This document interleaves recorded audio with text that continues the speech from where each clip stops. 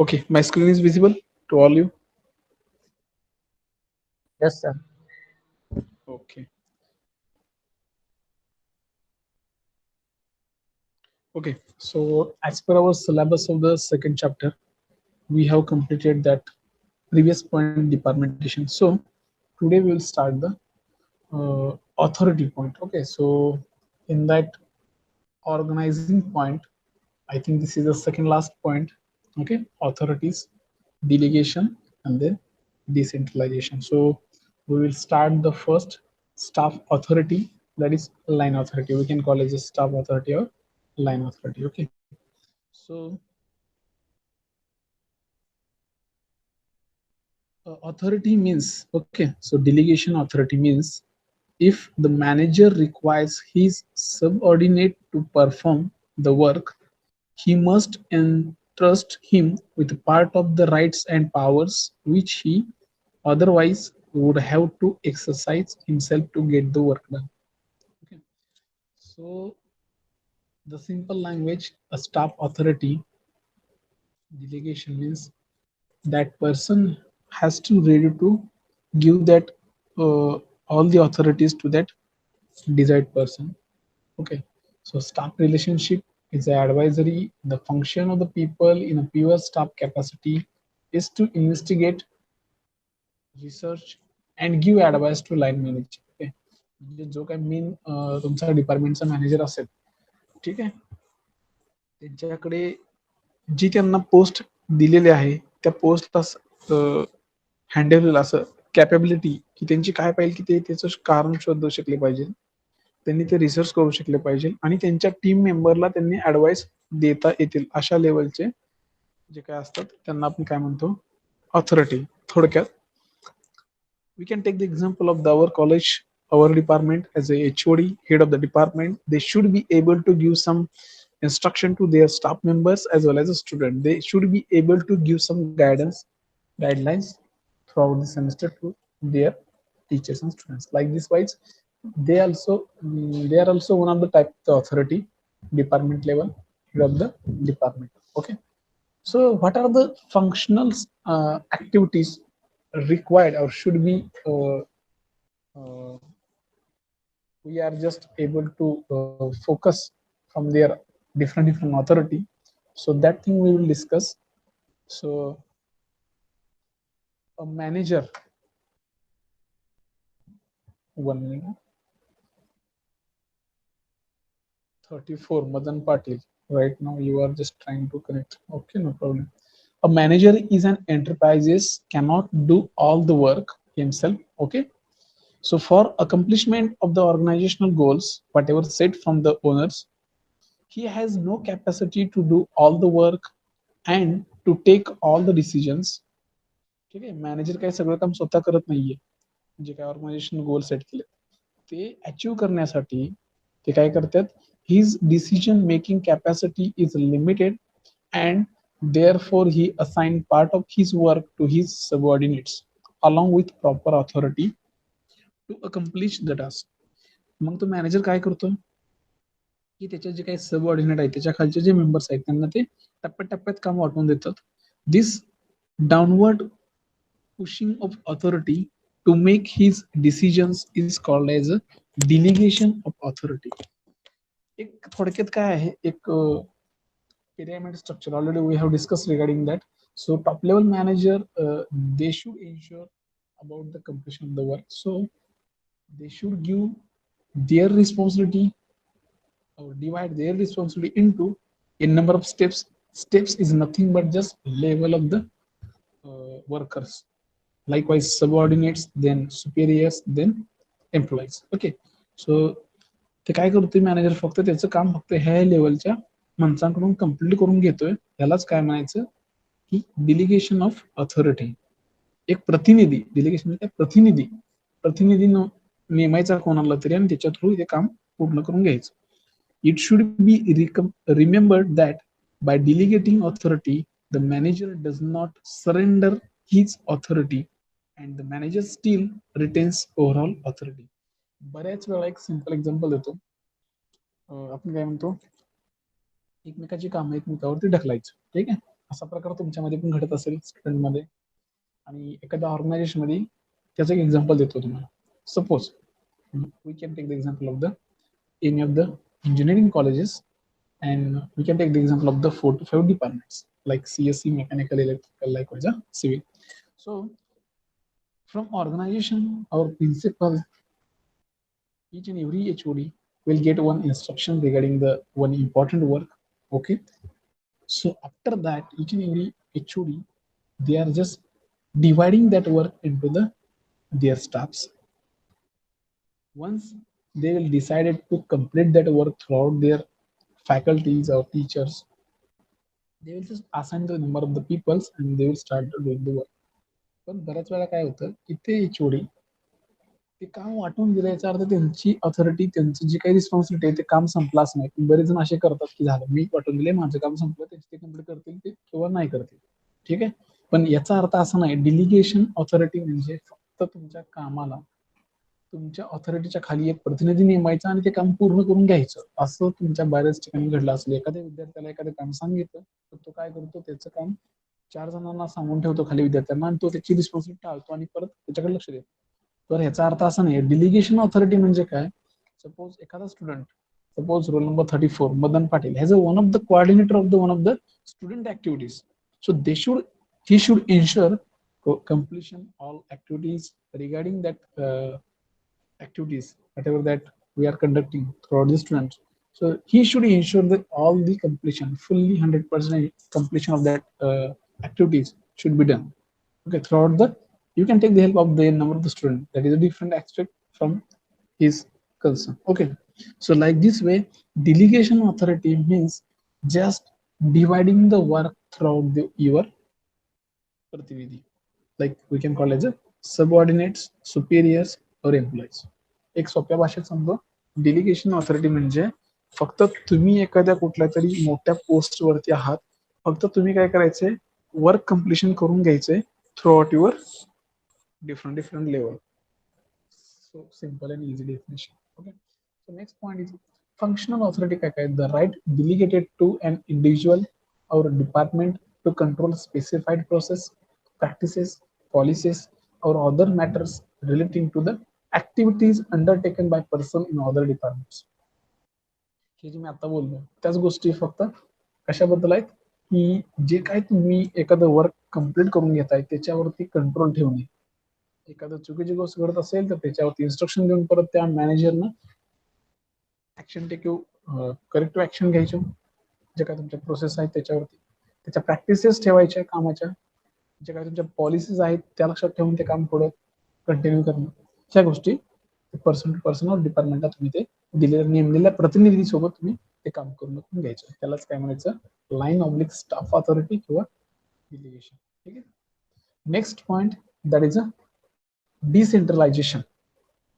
Okay, आपण integration हा शब्द ऐकला असेल, त्याच्या एक्झॅक्ट अपोजिट डिसेंट्रलायझेशन. इंटिग्रेशन म्हणजे काय की आपण वेगवेगळे पार्ट एका ठिकाणी कंबाईन करतो, that is called integration for easy workload. But here we are just making some separate department.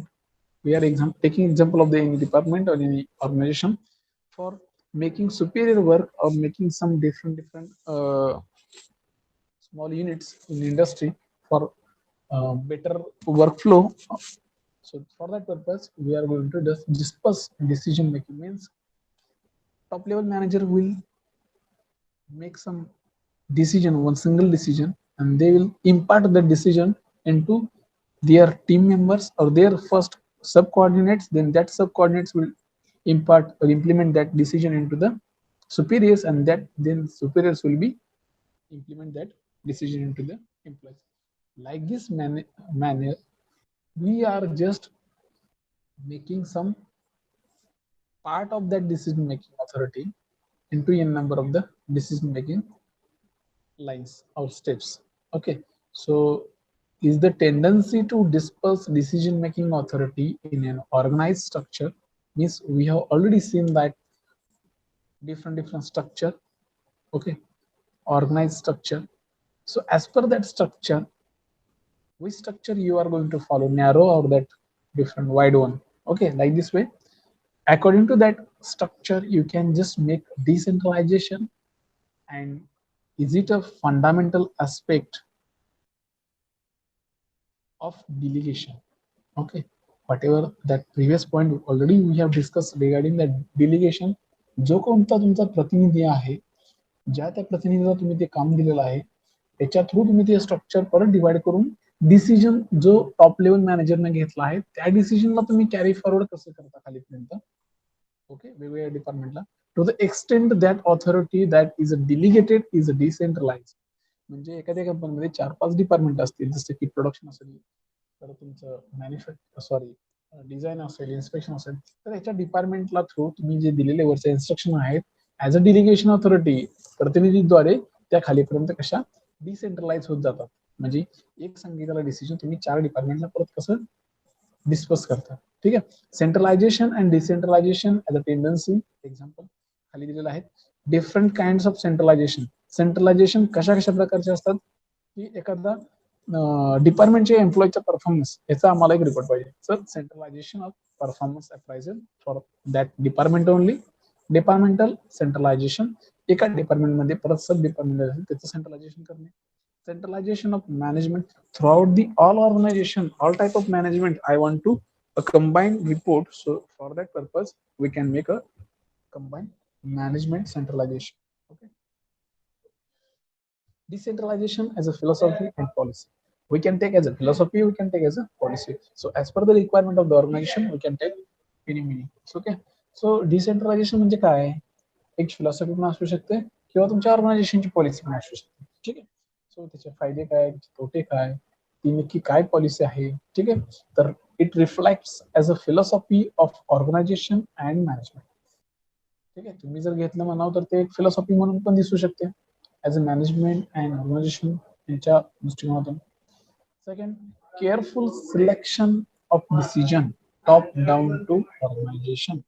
आता ह्याच्यामध्ये जर बघायला गेलं तर कसं होतं, जर एखादा वरून आलेला म्हणजे ओनर ऑर्गनायझेशन कडून आलेला एखादा डिसिजन, ठीक आहे, तर त्याच्यामध्ये कसं होतं की तो डिसिजन परत मेन जो मॅनेजर आहे डिपार्टमेंटचा किंवा कंपनीचा तो थ्रू आउट सगळ्यांना कंबाईन सांगतो. त्याचा एवढा इफेक्ट नाही पडत.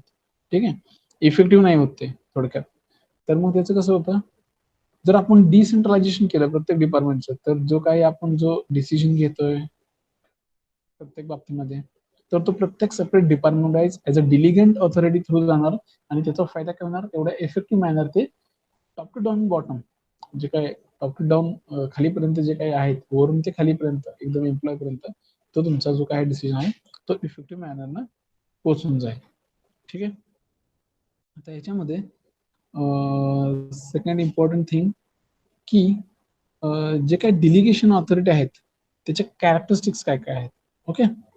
So the delegation occurs when superior assign some of his work to his subordinates and it is necessary for subordinate to act with a boundary within boundary. He can not use authority arbitrary.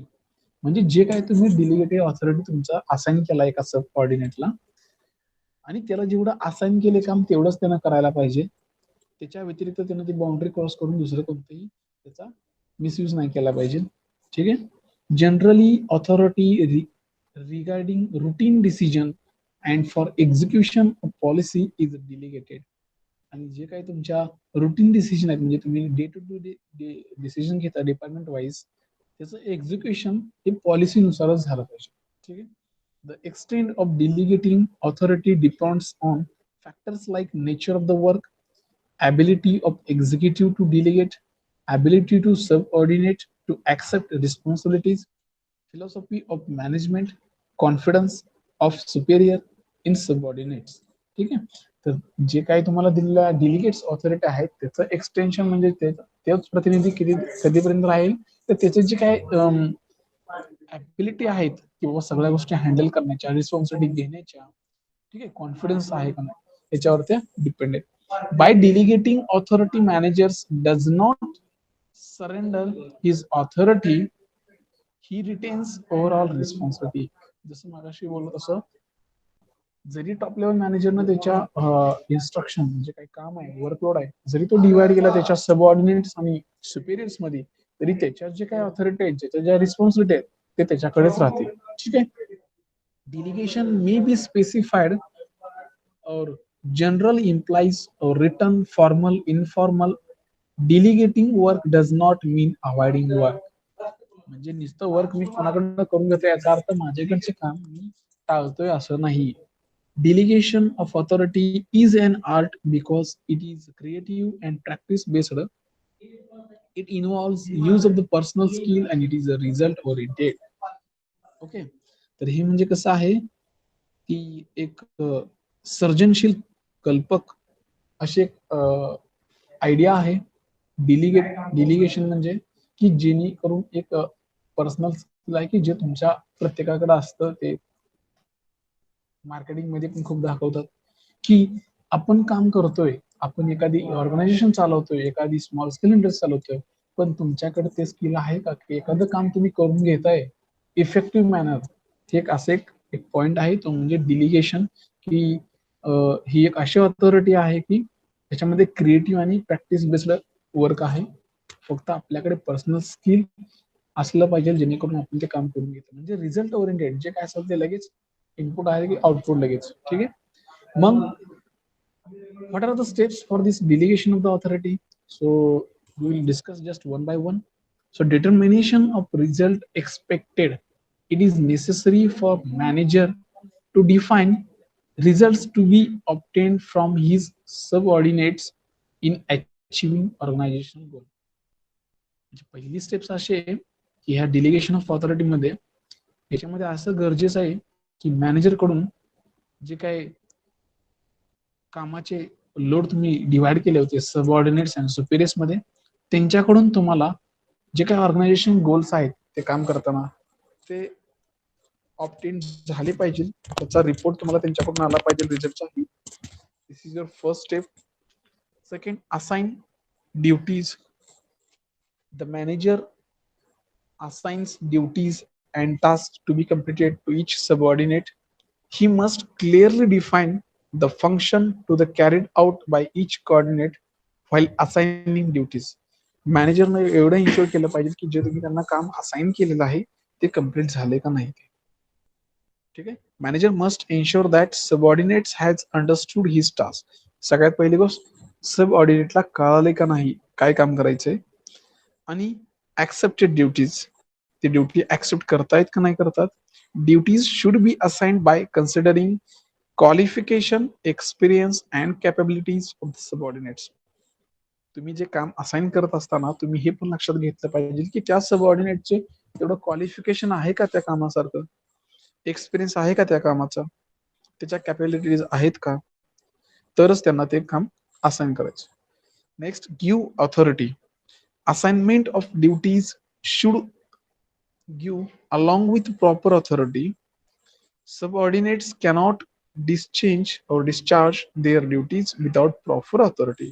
जर मी त्यांना authority दिली as a manager आणि त्यांनी जर ते proper काम नाही केलं आणि ते एकदमच मधूनच म्हटलं की मला हे नको आहे, मी सोडून देतोय, पण हे त्यांनी प्रॉपर ऑथॉरिटी कडून हे सगळं केलं तर ठीक, नाही without taking proper authority they can not leave their responsibility.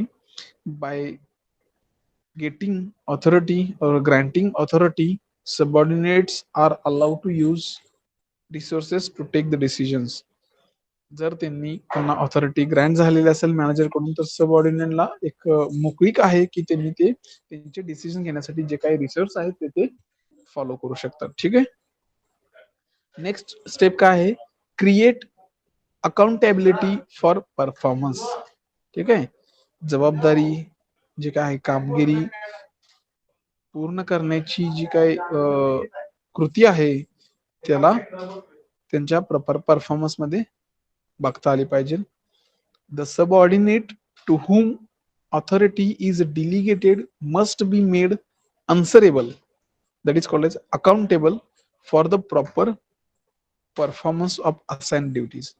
जे काही आपण सबऑर्डिनेटला काम दिले तर ते सबऑर्डिनेटने काम पूर्ण करत असताना त्याला अन्सरेबल पाहिजे, should be give some accountable information regarding that assigned duties, and the extent of the accountability is depends upon extent of the delegation of the authority and responsibility. Subordinate cannot be held accountable for those acts which are not assigned to him. म्हणजे subordinate responsibility म्हणजे कशाची घेऊ शकत नाहीत जे त्यांना वर assign केलं नाही. हे साहजिक आहे की जे काम तुम्हाला असाइन केले त्याचीच तुम्ही रिस्पॉन्सिबिलिटी घेणार आणि त्याच्यावर त्याला तुम्ही आन्सरेबल किंवा अकाउंटेबल असाल. ठीक आहे. आता मग याचे ऍडव्हान्टेजेस काय? What are the advantages? The effective delegation authority. So first advantages are very important. It relieves the manager from heavy work. Means those who are having as a big position authority, they already have full of the workload, so they will small amount they will relieve their duty. So according to delegation of the authority relieves the manager from the heavy work, and he can thus concentrate an important manager work to accomplish organization work. Example, we'll take one example. It is a wastage of the time if manager is concentrating on lower level work like maintaining the time cards. Such work should be delegated to lower level supervisor. आता बरेच वेळा काय होतं, डिलिगेशन ऑथॉरिटीचा फायदा काय आहे की जे टॉप लेवल मॅनेजर असतात त्यांचं थोडं काम पण कमी होतं. ठीक आहे.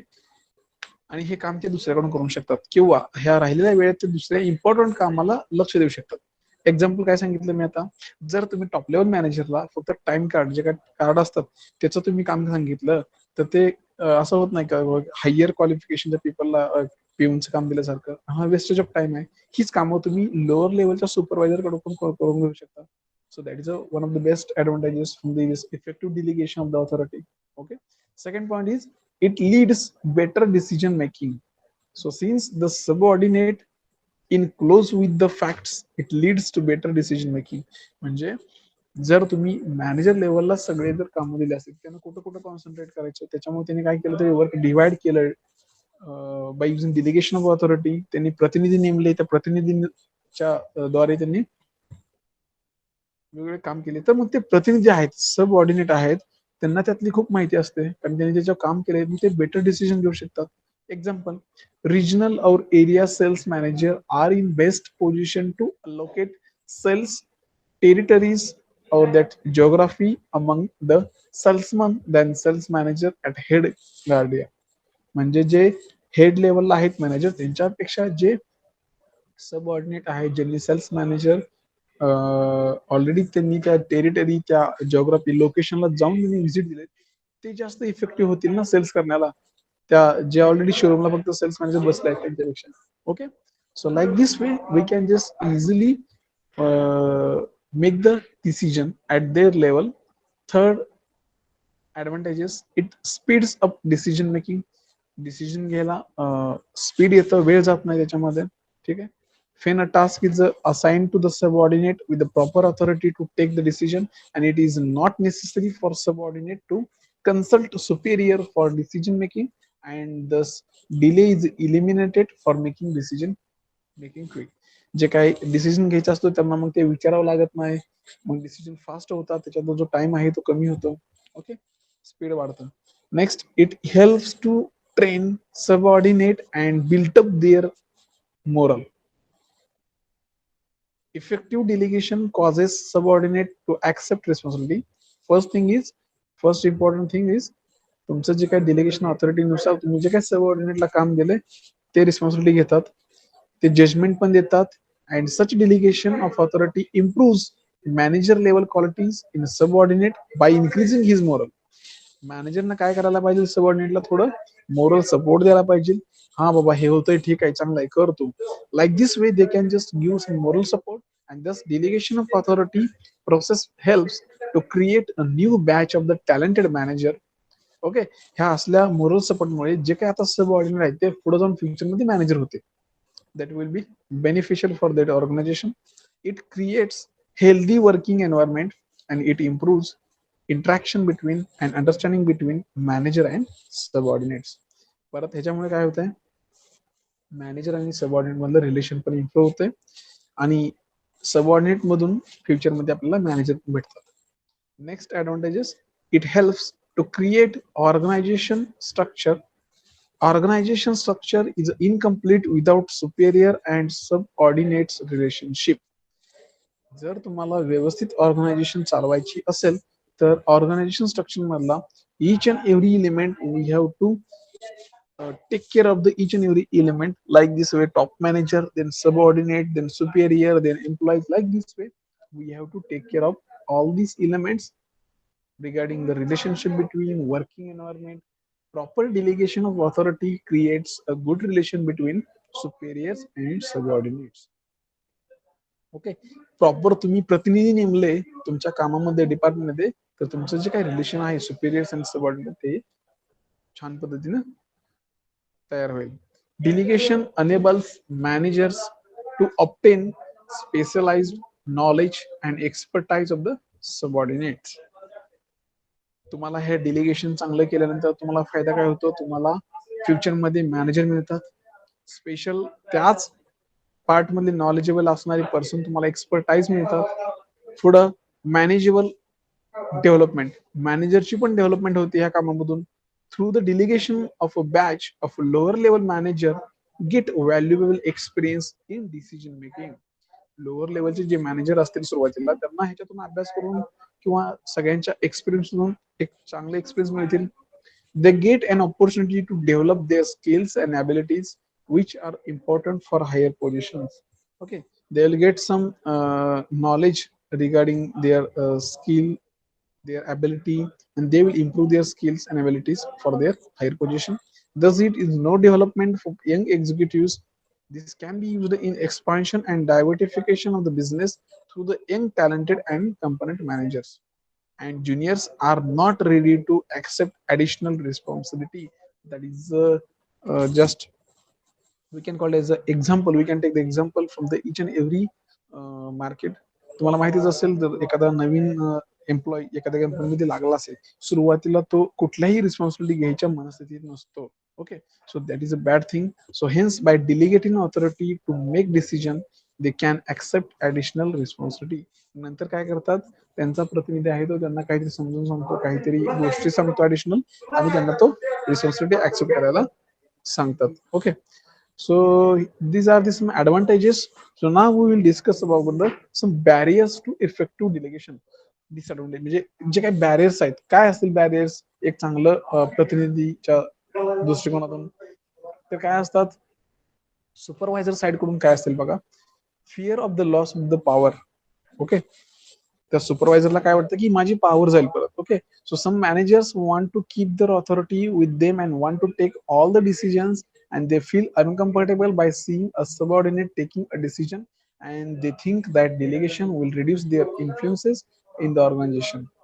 Such manager always want to make their presence felt and always wear desire that their subordinates should come regularly for upload, and this fear of loss power do not allow them to delegate authority.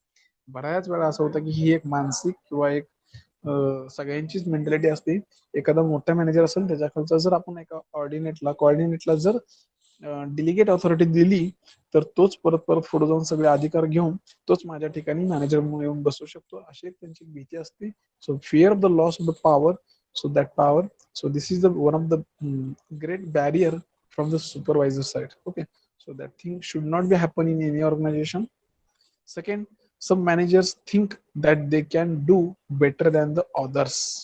असे manager असतात की त्यांना वाटतं की मी दुसऱ्यापेक्षा खूप चांगलं काम करू शकतो. So they think that if they delegate the authority, work will not be completed as it should be completed, and therefore they want to accomplish all the work. तर त्यांना काय वाटतं की आपल्या ठिकाणी दुसरं कोणतं येऊन बसेल, मग ते काय करतात, ते त्यांच्या डेलिगेट ऑथॉरिटीवर विचार करतात आणि जे काम पूर्ण झाले नाही ते काम पूर्ण झालं पाहिजे आणि त्याच्यासाठी ते काम करतात. Okay, lack of the confidence is in subordinates. Some managers have doubt about their subordinates. म्हणजे काय काय मॅनेजरला असं वाटतं की जे काय मी डिलिगेट ऑथॉरिटी दिली आहे सबऑर्डिनेट्सला, सुपिरियरला, त्यांच्यावरती डाऊट घेतात. They are not 100% ensured that regarding their subordinates and superiors for completion of the work. So that things leads to the some barriers of the effective delegation. fear of the being exposed of inefficiency. Some of the managers are incompetent. Such inefficient managers are afraid of their subordinate being exposed of their efficiency, and therefore they show unwillingness to delegate authority. मॅनेजरला असं वाटतं की त्यांच्याखालचा subordinate आहे तो खूप असा काम चांगला करतोय आणि त्याचं मला काही एव्हिडन्स दाखवत ना मलाच भीती वाटते की उद्या पुढे जाऊन हा माझ्या जागेवरती येऊन बसेल. Okay, so they are not ready to accept any type of the defect from their side. So this is also one of the barrier. Difficulty in briefing of task. Many time managers are not able to brief about task to his subordinates. Hence, instead of delegating, they prefer to do work on their own. काय काय मॅनेजरला त्यांचं काम आहे ते त्यांना brief करताच येत नाही त्यांच्या ऑर्डिनेट समोर कोऑर्डिनेट समोर. मग ते काय काय काय करतात की स्वतःच काम करतात. त्यांच्या सबऑर्डिनेटला सांगायच्या ऐवजी स्वतःच काम करतात. ठीक आहे, due to just difficulty in briefing of the task. Personality of superiors. Personality of superiors also affect the delegation of the authority. Example, we can take the uh, automatic leaders or auto-oriented leaders delegate less authority compared to autocratic and democratic leaders.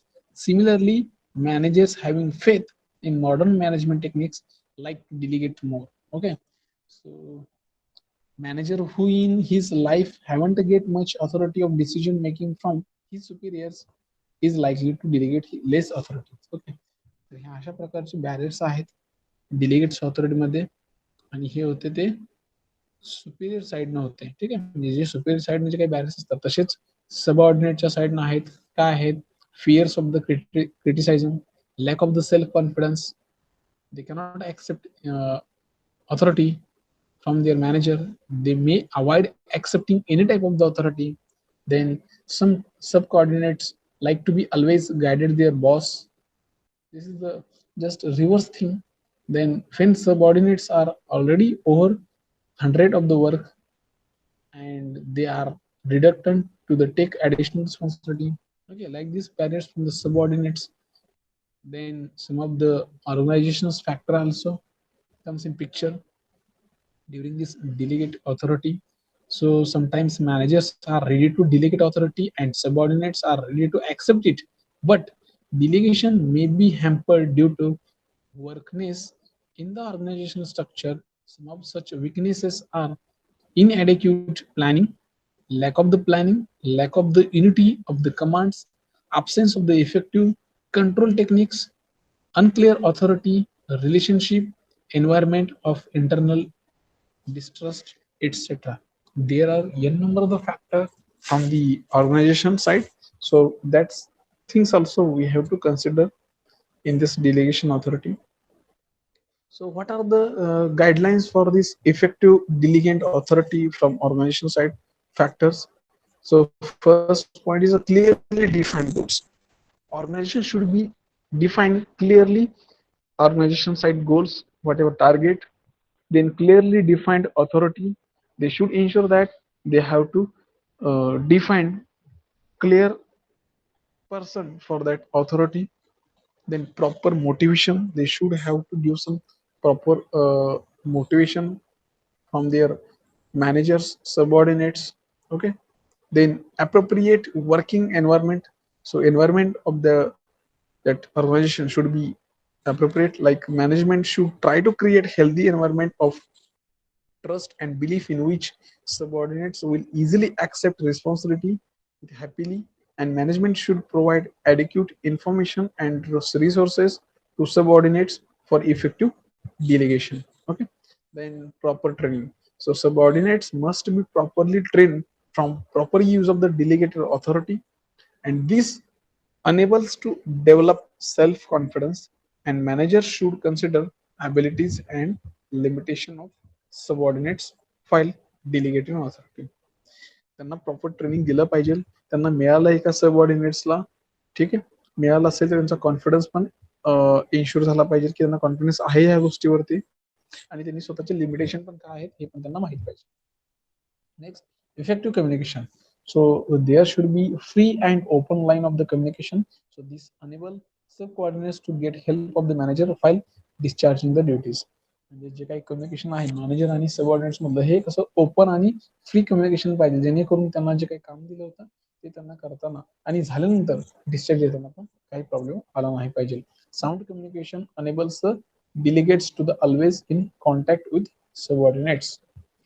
The next, effective control system. आता जे काही proper control techniques should be use in take care that authority is properly use. जे काही techniques आहेत कंट्रोलिंगसाठी ते व्यवस्थित proper use होतात का नाही ते त्यांनी बघितलं पाहिजे. Control system should not interface in day to day activities. याच्यामुळे डे टू डे ऍक्टिव्हिटीज काही हॅम्पर झालं नाही पाहिजे. It should focus on the major deviation from the standards. The next, do not make subordinates accountable to more than one superior. परत परत असं नाही झालं पाहिजे की एखादा मोठा मॅनेजर आहे त्याच्यापेक्षा त्याच्या खालचा सबऑर्डिनेट्स जास्त बोलतोय, त्याला जास्त माहिती आहे. ओके, असं नाही झालं पाहिजे.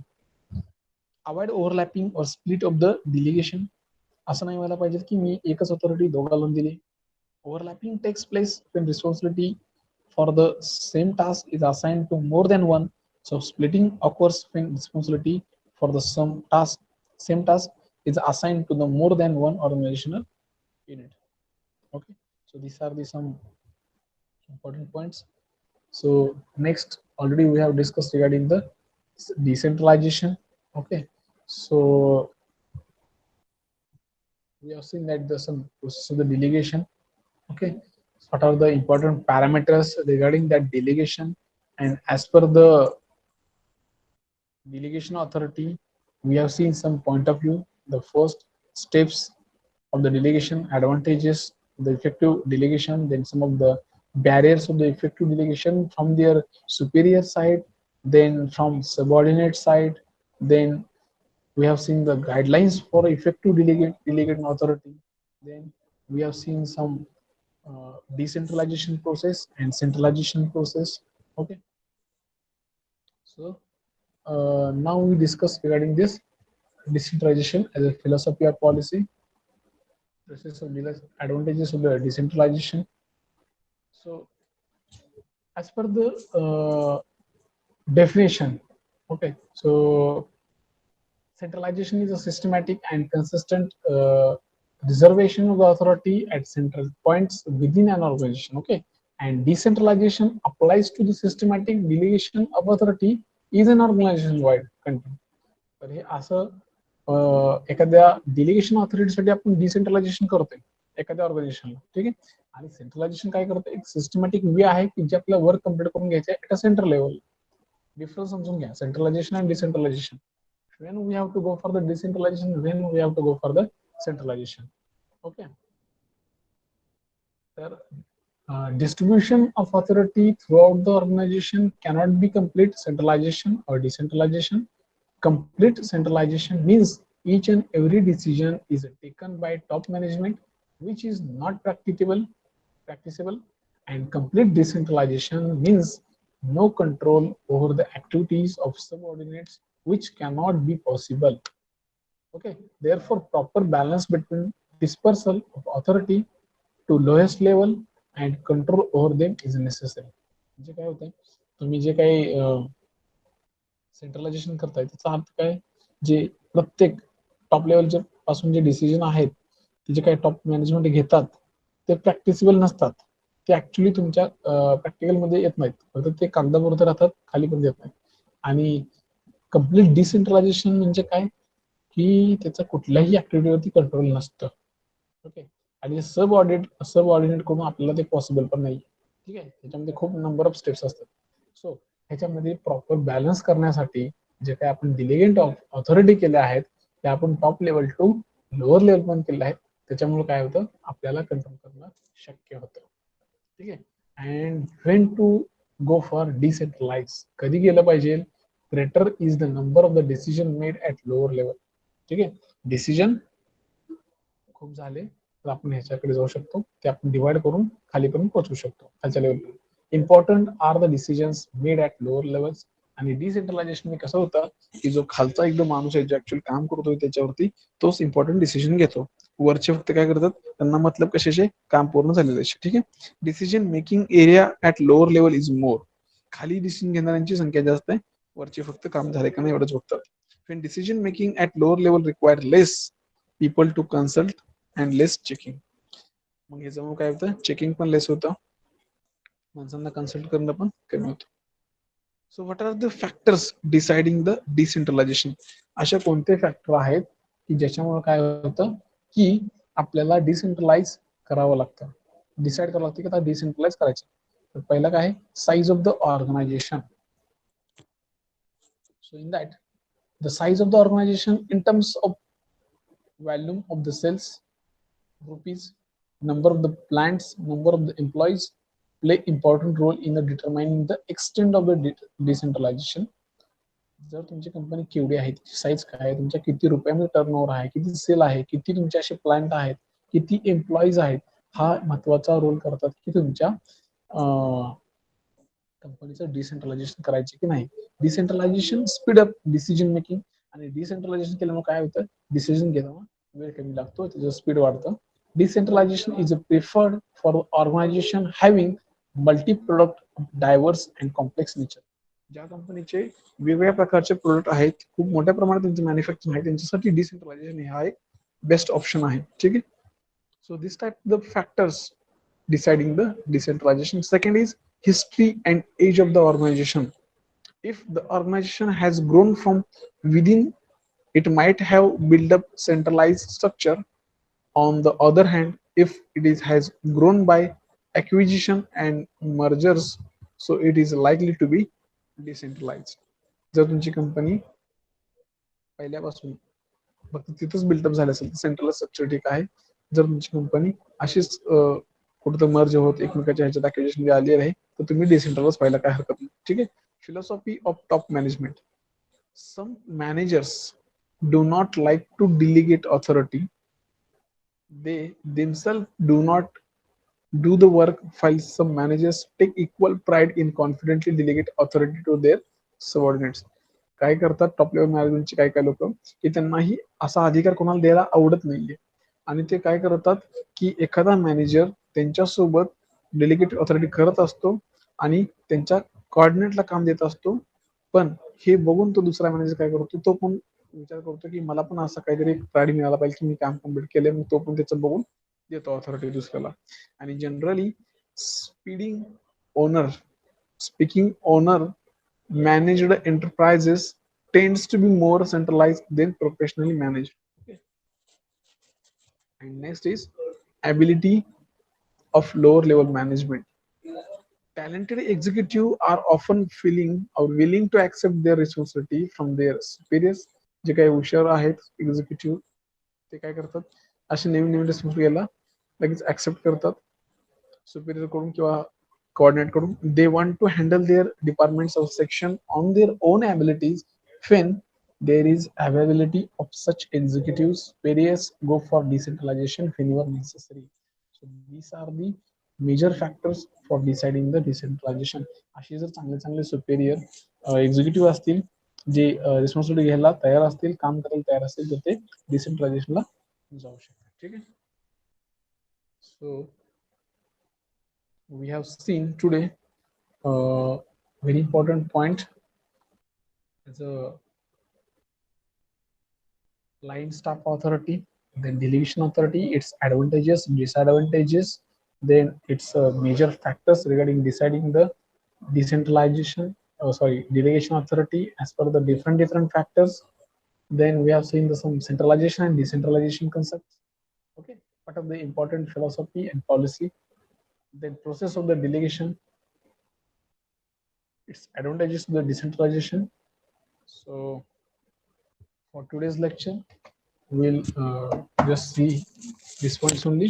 So for next lecture, we'll see the remaining part of the lecture. So again,